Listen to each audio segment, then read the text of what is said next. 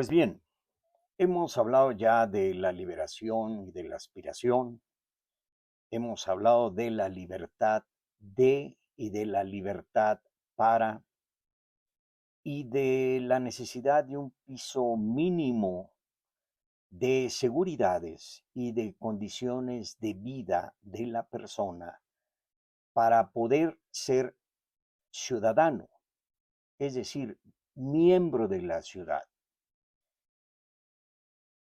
Así que hoy vamos a hablar de los ciudadanos. Y ciudadano es la persona que vive en la ciudad, que vive con otras personas, que comparte espacios, tiempo, recursos, problemas, pasado, futuro, identidad, pertenencia. Y toda esta mezcla de cosas forma un tejido de igualdad, un piso de igualdad. Igualdad que tiene que darse en dos expresiones: una igualdad en condiciones de vida, en liberalización de necesidades y de ignorancias, e igualdad política, de derechos y de libertades. Pero hay que decirlo con toda claridad: nacer en una ciudad, vivir en una ciudad, tener más de 18 años, contar con credencial para votar, marchar, trabajar, pagar impuestos, gritar Viva México cada 15 de septiembre, no es necesariamente ser ciudadano. Para ser ciudadano, ya lo hemos dicho, pero tenemos que aclararlo hasta el cansancio. Primero es necesario gozar de una igualdad política, pero igualdad de condiciones de vida digna. Repito, liberalizado de necesidades, de indigencias, de ignorancias.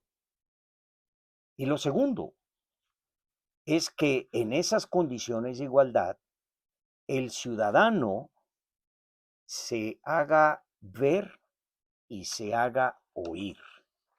Es decir, ser ciudadano implica una acción o una doble acción: la acción de hablar y la acción de actuar. Y así llegamos a la definición clásica de política de Aristóteles. La política, decía Aristóteles, es discurso y acción. Empecemos por el discurso. El discurso es el pensamiento hecho palabra, no la palabra sola, la palabra que se convierte en ruido, la palabra que se repite sin haber pensado o tener conciencia, haber mentalizado lo que está diciendo la palabra. La palabra del ciudadano vale si expresa su pensamiento. Y aquí llegamos a un punto muy importante, porque hoy es común que se nos diga que no podemos decir tal cosa o que no podemos decir tal otra y que debemos de hablar de tal manera. Quien nos prohíbe hablar, lo que está haciendo es prohibirnos pensar, porque el pensamiento es una palabra en silencio, que mientras no se exprese, mientras no se verbalice, diría Homero, mientras no salga del cerco de los dientes, pues nadie lo conoce. Tiene que ser expresado. Y entonces quien prohíbe la palabra, en los hechos está prohibiendo nuestro pensamiento. De ahí que tengamos que tener mucho respeto por la palabra, algo que se ha perdido hoy. ¿Por qué? Porque hemos abusado de ella y porque hablamos por hablar, no necesariamente porque necesitemos decir algo o estemos diciendo algo. En otra ocasión ya hablé de la necesidad de recuperar el silencio, porque Cuando recuperamos el silencio y el valor del silencio y los sonidos del silencio, aprendemos a apreciar más la palabra. Y cuando la escuchamos de otra manera, le encontramos más sentido, más cuerpo, nos comunica más. Pues bien, el ciudadano tiene que discursar. Discursar es discurrir, argumentar, razonar el pensamiento. Y se discurre, se discursa con otros.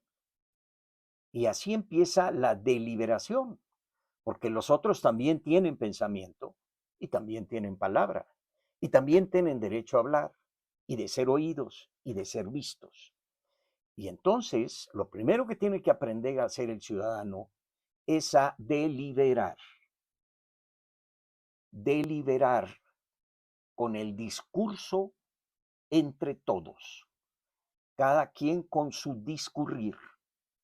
Y eso implica una pluralidad, el reconocimiento del otro en igualdad de condiciones, en igualdad de libertades, en igualdad de derechos.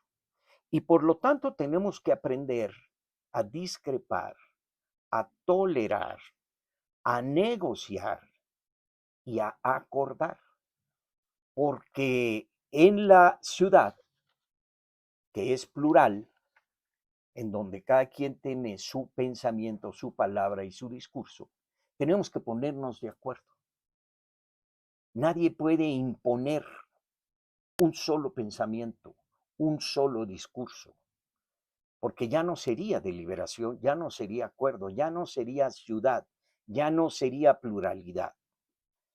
Así que una vez que aceptando la pluralidad deliberamos, llegamos a un acuerdo y ese acuerdo tiene que convertirse en una acción. No basta con que acordemos que vamos a ser buenos, tenemos que ser buenos. No basta con que acordemos que queremos ser justos, tenemos que ser justos y eso implica una acción. Ahora bien, no es una acción del individuo solo. Por supuesto que cada individuo va a accionar, pero todos los individuos tienen que accionar en conjunto. Dicen los teóricos de la teoría política, ¿sí?, que debe de haber una unidad de acción efectiva, en donde cada acción individual tenga la misma orientación, tenga el mismo vector, tenga el mismo propósito que todos los demás, incluidos aquellos que no estuvieron de acuerdo en el planteamiento. Pero acordada la acción tiene que ser conjunta. Y esto nos lleva hoy a que la acción tiene que tener un sentido.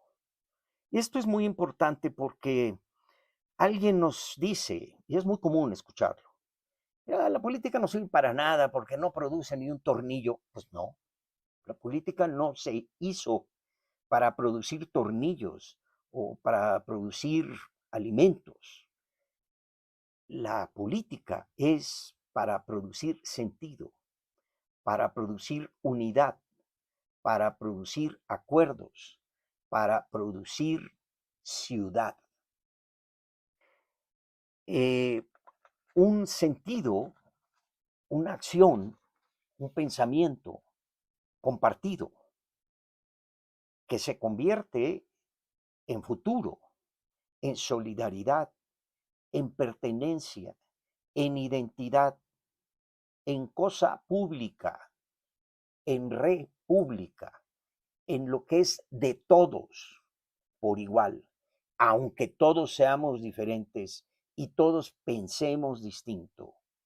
En política tenemos en igualdad y libertad que llegar a un acuerdo, hallar un sentido que nos haga sentido a todos y accionar en una unidad de acción efectiva.